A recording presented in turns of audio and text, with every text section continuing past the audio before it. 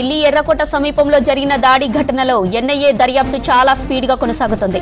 ఈ కేసులో తాజాగా మరో వ్యక్తిని అరెస్టు చేశారు. పేలుడులో చనిపోయిన సూసైడ్ బాంబర్ ఉమర్ నబీకి ఆశ్రయం ఇచ్చిన ఫరీదాబాద్కు చెందిన షోయబ్ అనే వ్యక్తిని జాతీయ దర్యాప్తు సంస్థ అధికారులు అరెస్టు చేశారు. దీంతో ఈ కేసులో అరెస్టు అయిన వారి సంఖ్య 7కు చేరింది. ఈ నెల 10న ఢిల్లీలోని ఎర్రకోట వెలుపల కారు బాంబు దాడికి పాల్పడిన కేసులో మరో ముందడుగు పడింది.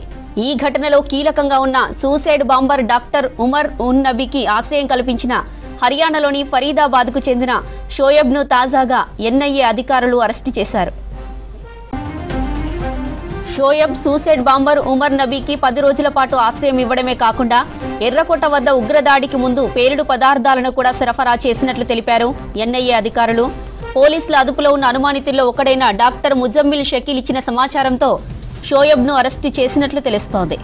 షోయబ్ అల్ఫలా విశ్వవిద్యాలయంలో కాంపౌండర్గా పనిచేశాడని, ఉగ్ర కుట్ర గురించి అతడికి ముందే తెలుసని అధికారులు చెబుతున్నారు.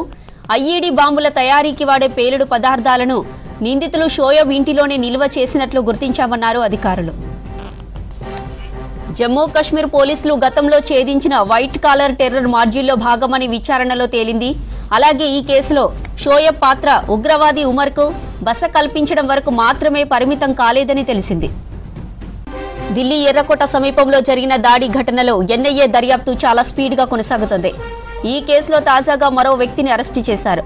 పేలుడులో చనిపోయిన సూసైడ్ బాంబర్ ఉమర్ నబీకి ఆశ్రయం ఇచ్చిన ఫరీదాబాద్కు చెందిన షోయబ్ అనే వ్యక్తిని జాతీయ దర్యాప్తు సంస్థ అధికారులు అరెస్టు చేశారు.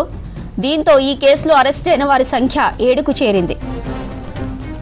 ఈ నెల 10న ఢిల్లీలోని ఎర్రకోట వెలుపల కారు బాంబు దాడికి పాల్పడిన కేసులో మరో ముందడుగు పడింది. ఈ ఘటనలో కీలకంగా ఉన్న సూసైడ్ బాంబర్ డాక్టర్ ఉమర్ ఉన్ నబీకి ఆశ్రయం కల్పించిన హర్యానాలోని ఫరీదాబాద్కు చెందిన షోయబ్ను తాజాగా ఎన్ఐఏ అధికారులు అరెస్టు చేశారు.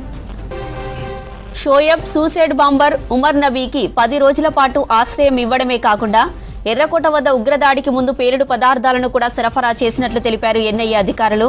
పోలీసుల అదుపులో ఉన్న అనుమానితుల్లో ఒకడైన డాక్టర్ ముజమ్మిల్ షకీల్ ఇచ్చిన సమాచారంతో షోయబ్ను అరెస్టు చేసినట్లు తెలుస్తోంది. షోయబ్ అల్ఫలా విశ్వవిద్యాలయంలో కాంపౌండర్గా పనిచేశాడని, ఉగ్రకుట్ర గురించి అతడికి ముందే తెలుసని అధికారులు చెబుతున్నారు.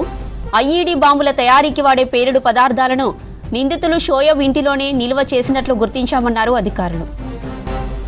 షోయబ్ను జమ్మూ కశ్మీర్ పోలీసులు గతంలో ఛేదించిన వైట్ కాలర్ టెర్రర్ మాడ్యూల్లో భాగమని విచారణలో తేలింది.